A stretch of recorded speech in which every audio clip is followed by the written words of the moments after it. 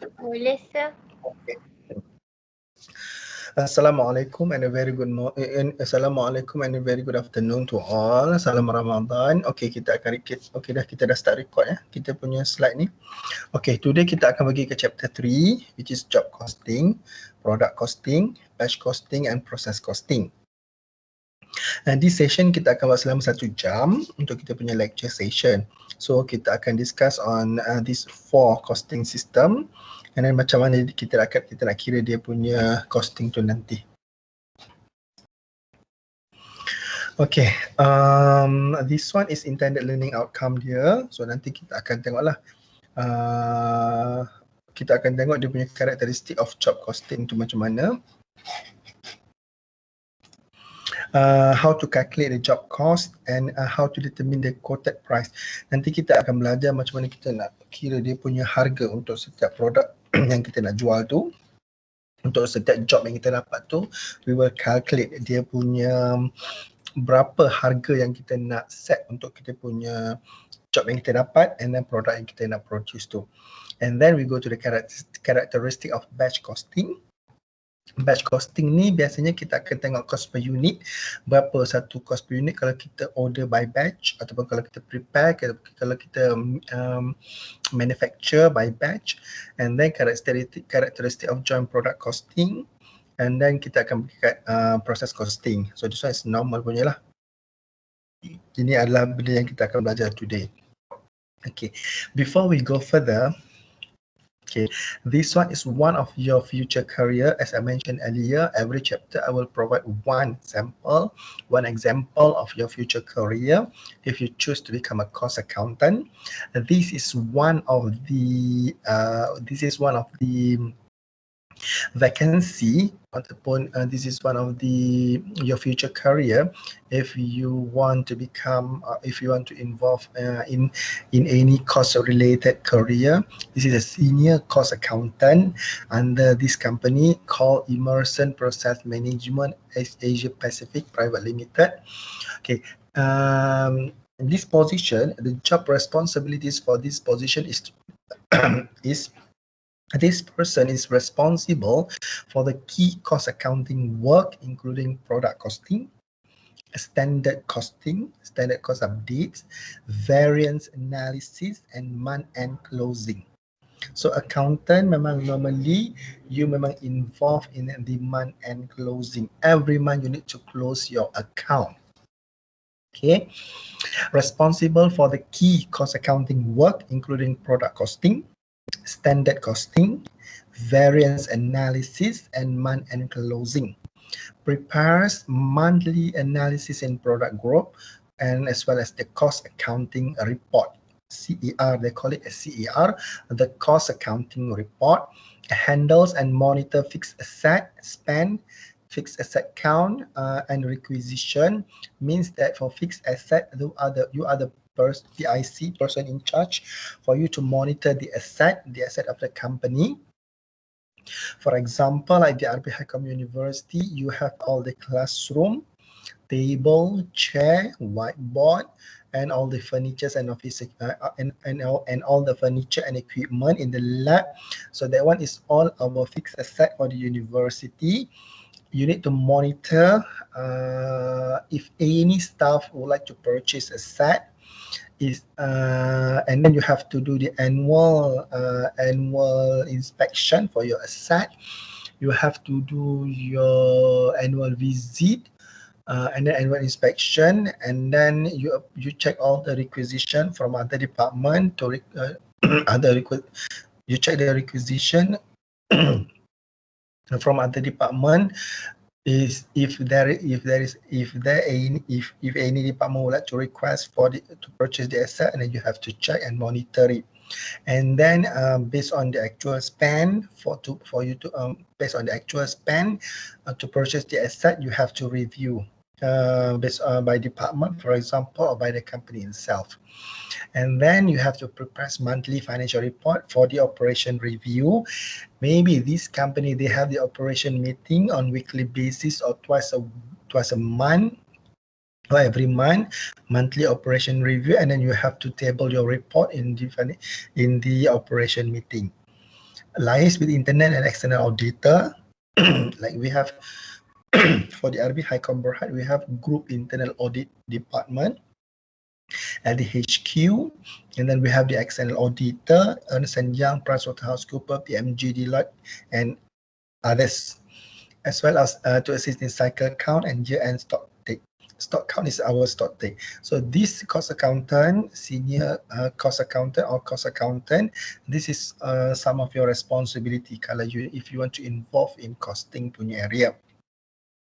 The job requirement for you to get this position is you need to have a degree in accountancy, ACCA, CIMA, MICPA, CPA Australia, ICAEW, MICPA, CAA, and Z. For example, excellent analytical skill with a solid understanding of accounting policy and practice, good interpersonal skills, meticulous to very detailed and very particular on every single item, and able to handle tight deadlines, and then preferable with experience in Hyperion financial management. And this one is their software, Oracle software. And the last one is strong Microsoft Access skills will be an advantage. So for you, if you like to become an accountant, cost accountant, this is one of your future career after you complete your Bachelor of Accountancy.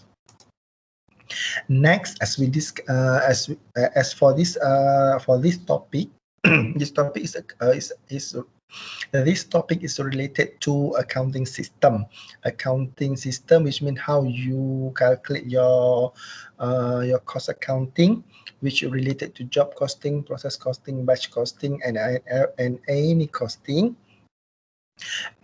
In this topic, we will set the selling price, we will compute the cost of goods sold, and then we will compute the cost of inventory. Okay, this one is in the calculations in the job costing, process costing, and others. This is the refreshment for chapter 2. We have direct materials, we have direct labor, we have direct expenses, and then we add together all indirect costs to become the manufacturing overhead, the production overhead, or the factory overhead. So this one is still is a continuous from chapter 2 and is still being used for chapter 3, 4, 5, 6, and 4, 5, and 6. So that's why you need to be very you need to understand the chapter 2 first before you proceed to chapter 3 and chapter 4. First of all, job costing. Job costing, as I mentioned yesterday, job costing is how you calculate your cost based on each job that you receive. Okay, example, like if you're an artist, if you're a singer, and if you're an actor, actress, actor ke, mengacara ke, and then you have job, you receive a job. For example, like actor, you receive a job like job for films and drama. Okay, one job, one sheet. I mean, one job, one cost calculation. For each job, you have to calculate how many costs, how much the cost for each job. So job costing, one job, one costing, one cost calculation, and then one sheet, dia punya calculation, one report. Okay, for example, like one film, you receive your payment, for example, like 50,000 ringgit, one films. 50,000 ringgit, and then you list down all the costs that you incur for that particular films, and then you will get your net profit from each job that you receive. For the process costing, okay, the process costing is more to manufacturing. For example, like previously, if you want to manufacture ataupun if you want to produce dia punya potato chip, after this we will go to the potato chip punya process.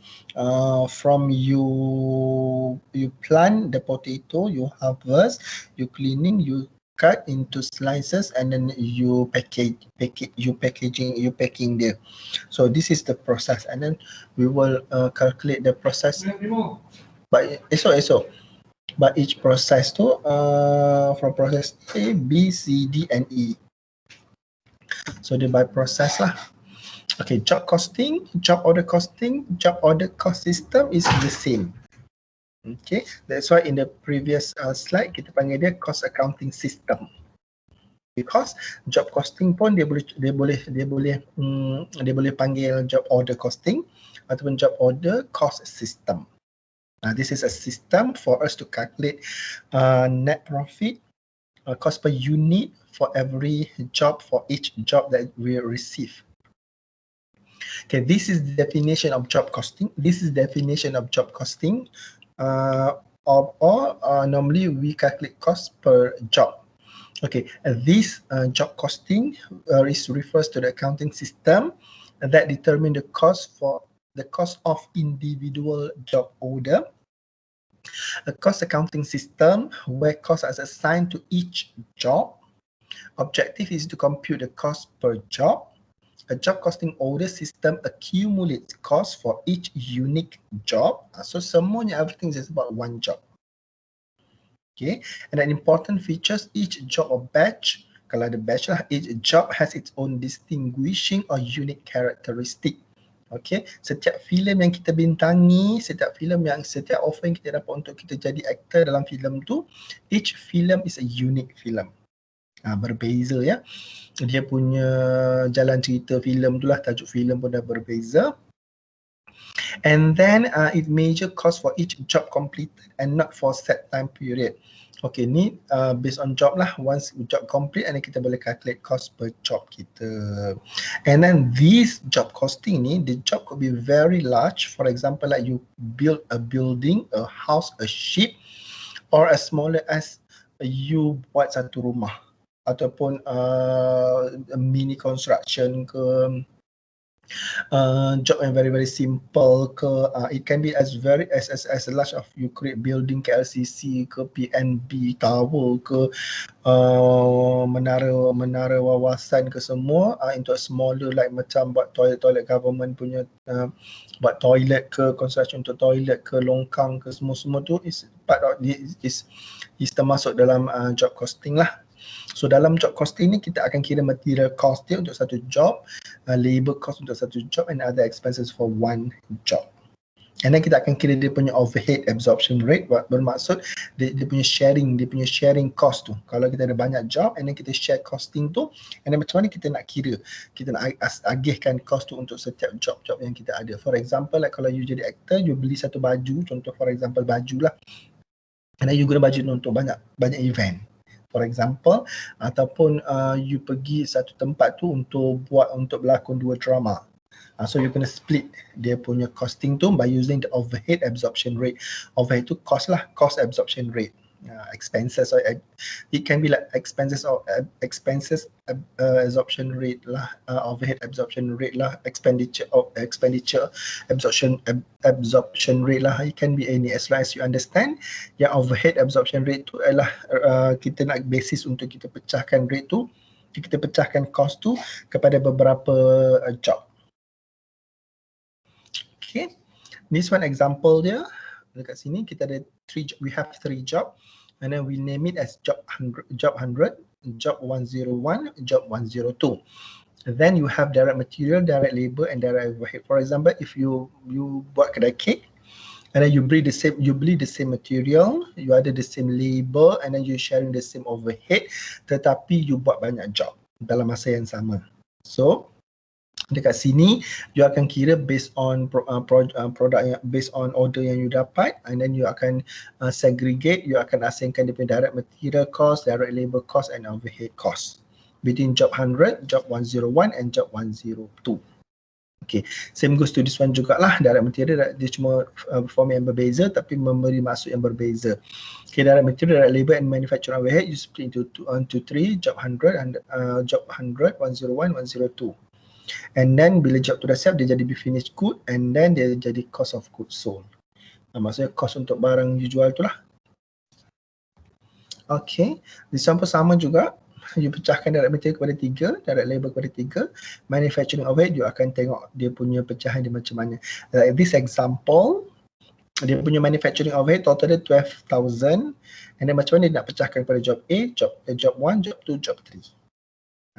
So like this one dia asingkan ikut standard sama punya margin, iaitu 12,000 tu dia pecahkan kepada 4,000, 4,000, 4,000. So manufacturing overhead dia akan cah job 1 ni 4,000 ringgit, job 2 4,000 ringgit, job 3 4,000 ringgit juga. Dan dia boleh jadi pecahan je nanti kita akan belajar macam nak pecahkan. Dia boleh jadi macam like 2K for job 1, 4K for job 2 and 6K for job 3. Okay, this is the general feature for job order costing. Dia boleh as many different job, usually small batches of either single unit or batches of unit. Unit maksudnya dekat sini production dia boleh jadi apa-apa, as sebanyak mana ataupun small mana dia punya ni lah, dia punya job yang you dapat tu. And then kat sini dia boleh cakap contohnya, kalau yang job yang besar ialah you manufacture aircraft, you jadi aircraft manufacturer, you buat aircraft. Ataupun you jadi film producer, you ada production sendiri, you buat movie, you buat films and drama. So one movie you akan kira berapa cost dia. Okay, and then you akan jual kepada station TV dengan harga berapa you punya drama tu. Okay. Now kita pergi kat job sheet. Job sheet ni ialah buku rekod lah, buku rekod kita untuk setiap job. So dia tak ada rules and regulation macam mana you nak prepare job record ni. As long as you boleh record apa-apa yang relate, cost-cost related dengan job tu, then it should be okay. Like this one, yang ni you boleh, yang ni yang as per buku dan as per yang Mr. Google, dia kata ini sample-sample job order, job cost yang kita ada lah. Dalam job cost ni kita boleh cakap, kita boleh letak sini job number dia, item yang kita nak produce tu, untuk siapa, for who, quantity dia berapa, date requested berapa, date completed berapa, bila date dia, berapa direct material used, berapa direct labor used, berapa manufacturing overhead used, and then cost of completed job, direct material berapa, direct labor berapa, manufacturing overhead berapa, total cost berapa, total cost per unit berapa. I think ni untuk yang the blue one tu. And then for this company, Smart Touch Learning Incorporation, dia punya job sheet dia tu ialah job number 16, customer name and address, Macy, New York City, job description dia 10 Excel DVDs, date dia, direct material berapa, requisition number berapa, amount berapa, direct labor berapa, labor time, record number berapa, dan amount berapa banyak dia bayar labor, and then manufacturing cost. So nanti kita akan dapat total job untuk setiap cost tu. Total cost untuk setiap job tu. This one also another example. Job number 91, customer RAC number height, job description for you to produce 14 tablet with accounting e-learning software, material you guna berapa, direct labor you guna berapa, and then overhead. Direct material, direct labor, direct expenses is a prime cost. Indirect labor, indirect material, indirect expenses will fall under manufacturing overhead. So dalam soalan ni tak ada sales and distribution and administration. So after this kita akan add on lah. Okay, same goes to this one, sama juga. Okay, sekarang ni jom kita belajar macam mana kita nak mengira dia punya ni. Tapi hari ni lecture session. So saya tengok macam mana sama ada next week hari Selasa, Rabu, Khamis tu, sebelum hari raya tu kita boleh buat kita punya lecture session lah. Okay, illustration number 1, Najwa Cakes and Bakery.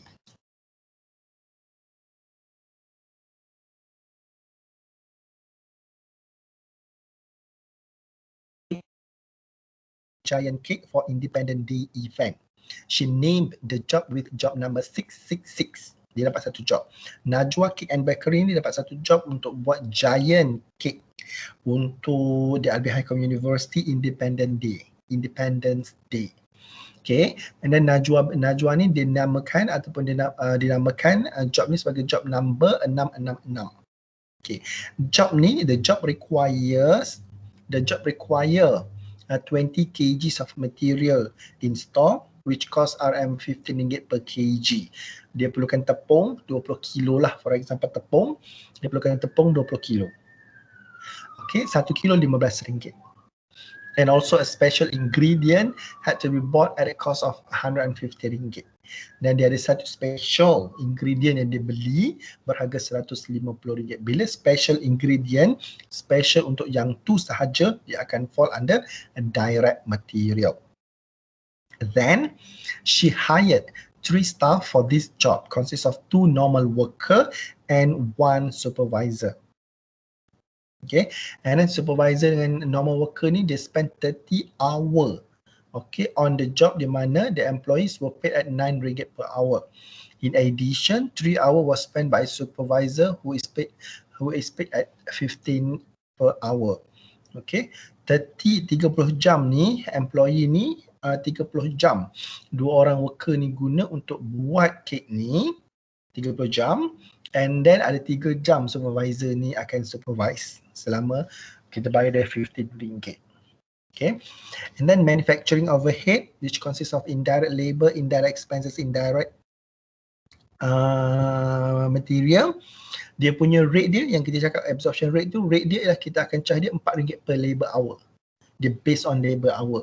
Sebab kita dapat total, bila kita dapat total berapa manufacturing overhead untuk kedai kek tu, and then kita akan pecahkan based on berapa jam yang digunakan. Mungkin manufacturing overhead ni termasuk electricity and water. Berapa jam kita produce, kita akan charge dia based on jam. Selling and distribution overhead or expenses of 25% is added to production cost to arrive at the quoted price. So kita akan tambah 25% sebagai selling and administration cost, and then on top of that kita akan buat 20% markup yang kepada semua cost tu untuk kita punya profit. Last kali kita akan dapat berapa harga satu biji kek yang kita buat untuk DRB Highcom University. Okay, dia punya step-stepnya ialah, first is material. You calculate the material, the raw material that we used is 20 kg, you times by RM15 and you will get RM300. And then we have the special component cost RM150. So altogether we have the material cost is RM450. The labor cost, we have 30 hours times RM9 for normal worker, for two normal worker. So total is 30 hours times RM9, RM270. And then we do have the supervisor salary, the supervisor wages, which is 3 hours times RM15 for one project, which is RM45. And then we add together to get the total labor cost, which is RM350. So material cost plus labor cost total is RM765. And then we add the overhead cost, manufacturing overhead cost at RM4 times 33 hour. 30 hour plus 3 hour for supervisor. And then to get total is RM132. So the product cost RM897. Itu product cost. And then we add the selling and administration 25%. And then we will get the total production cost including product cost and period cost. And then kita mark up the 20%. So we will get 1345.50. And then this one we will charge to the RB Highcom University. Okay. This one another sample for accounting firm. Okay. Zikri accounting firm pay Arif Fikri RM104,400 per year. This one is direct labor cost and remaining staff of 50,000, 50,100K. Arif Fikri work 1,800 hour per year. Dia cakap sini on labor cost atas ni . So macam mana kita nak kira rate per hour untuk Fikri ni? 104,400 you divide by 1,800 and then you will get RM58 per direct labor hour for Arif Fikri. And then for client, ada one client ni Arif spend 12 hours untuk completekan dia punya client punya financial statement. For Arif to prepare the financial statement of the client number 507, it takes 12 hours for Arif to complete the task, and then the direct labor cost allocated for this client 507 for Arif Fikri is RM58 ringgit. You times by 12, and then you will charge this client on direct labor cost punya ni of RM669. So this one is direct labor cost for this client 507. And then in total, Zikri's estimation and budget is 8,000 direct labor hour per year. So from 8,000 to 1,800 adalah for Arif Fikri. The rest tu for other staff lah. Zikri estimate total indirect labor costs are 240,000 with base rate of direct labor hour. Okay, so dia kata kat sini ada juga indirect labor hour setahun 240,000. So this one is manufacturing overhead lah. So what is Fikri's indirect cost allocation rate? So 240,000 you times by 8,000 labor hour kat atas tu. So you akan dapat 30 ringgit per indirect labor hour. For this client 507 ni, dia perlukan Arif Fikri ni require 12 hours untuk dia prepare dia punya financial statement, and then dia punya rate per labor hour for manufacturing overhead ni is 30 ringgit. And then you will get 360 ringgit. And then the total cost ni untuk this client ialah direct labor hour dia 696. You kena tambah dengan indirect labor hour 360 ringgit. So total dia dapat 1056 untuk client ni. And then you mark up lagi 25% untuk cost you dapat 1320. So total yang you nak charge kepada client you tu, client 507 ialah 1,320 ringgit. Okay, so total cost for this company untuk 1 year 104,400 tambah 240k, and then tambah satu lagi 500,000 ni dia punya berapa ni, 500k ni dia punya cost yang mana ya? Oh ni remaining staff of 500k other salary untuk ni. So total untuk this company punya total cost lah untuk keseluruhan klien dia berjumlah 844,400 ringgit. So job costing you kena kira until selling price untuk satu job tu. Okay.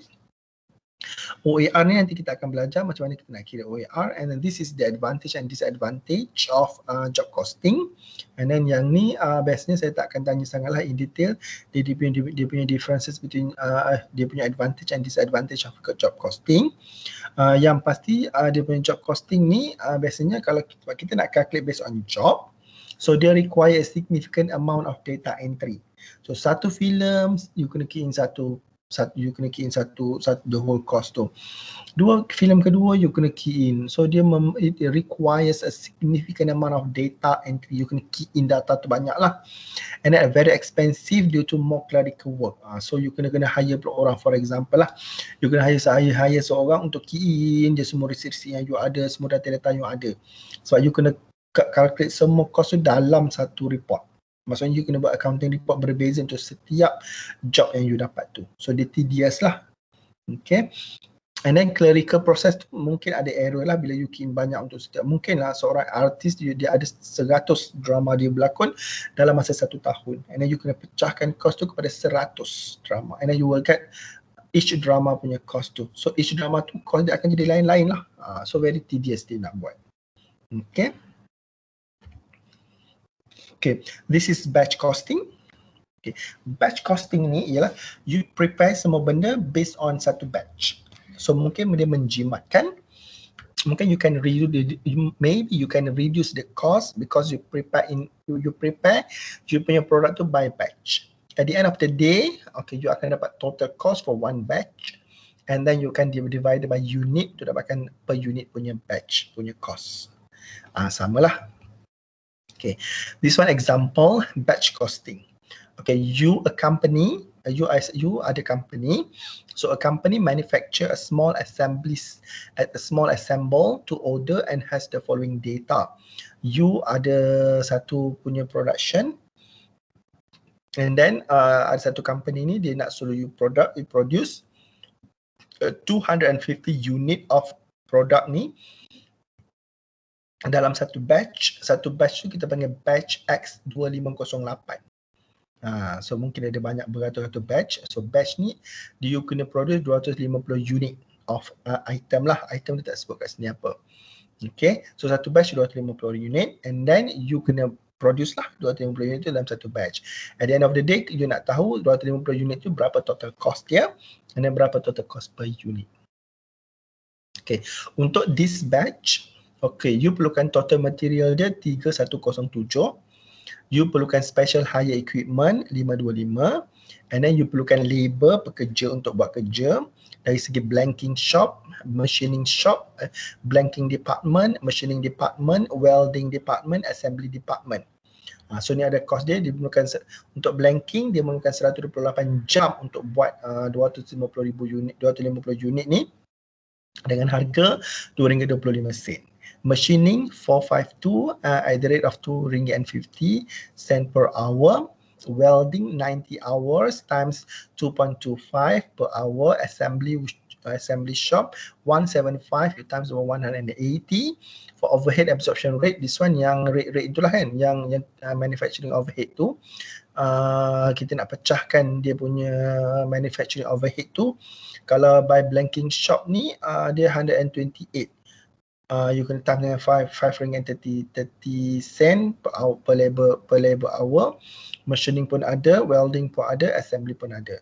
And then cakap machining shop ni dia gunakan rate machine hour untuk dia punya cost untuk overhead untuk machining shop tu. Sebab dekat machining shop tu kita kosongkan kan, tak ada dia punya hours tu. Selling and administration overhead 20% of the production cost. Profit markup is 25% from the total production cost, and the total production volume is 250 unit. Okay, so nanti akan kira untuk satu batch. So this one is dia punya pengiraan untuk satu batch. Okay, labor 128 you times dengan 2.25 you dapat 288.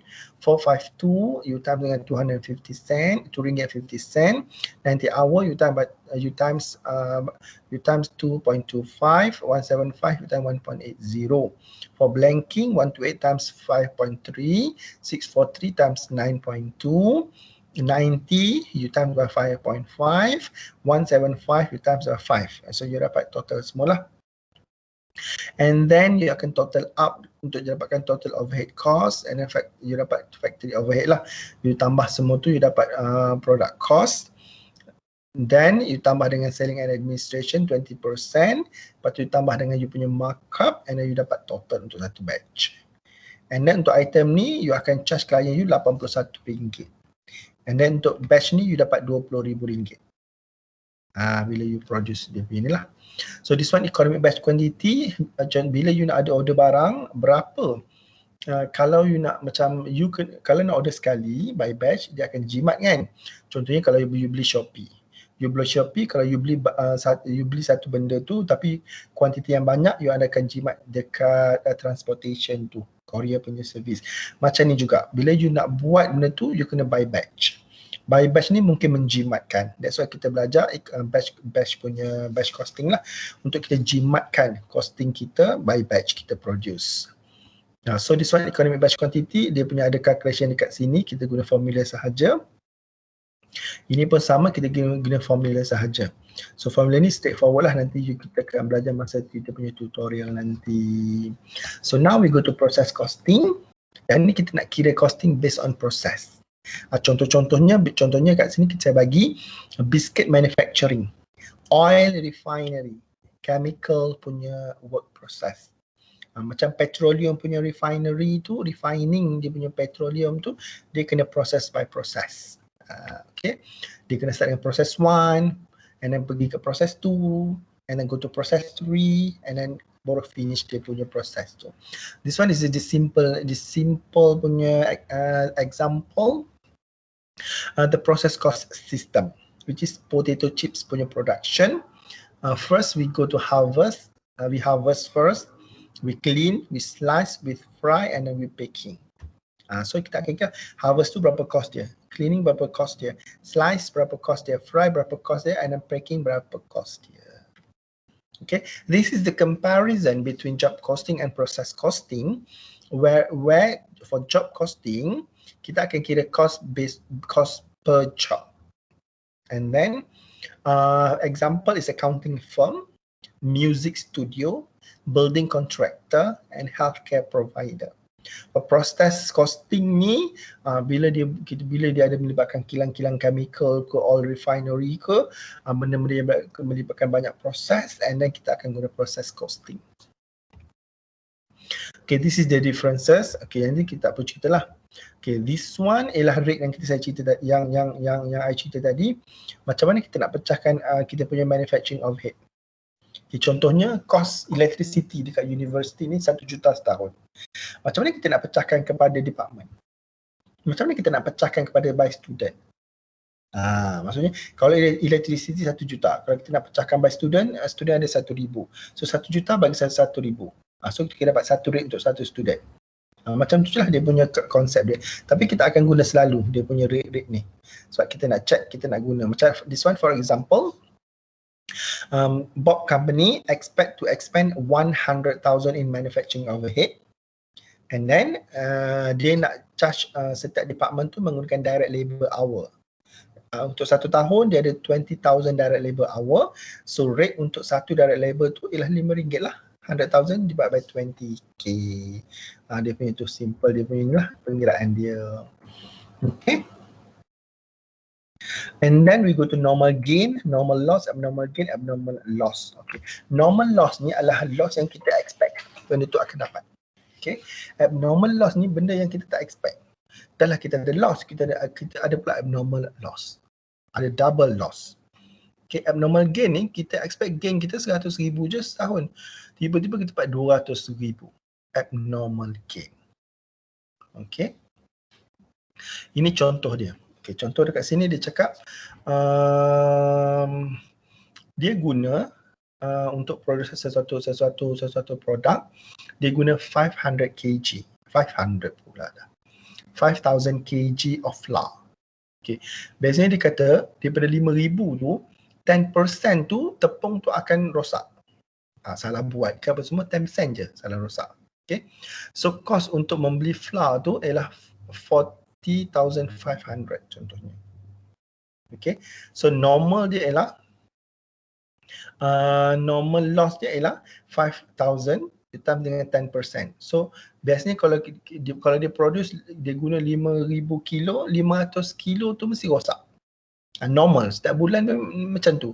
Salah buat lah, terlebih buat lah, apa-apalah punya problem. Okay, normal dia biasa 10% loss.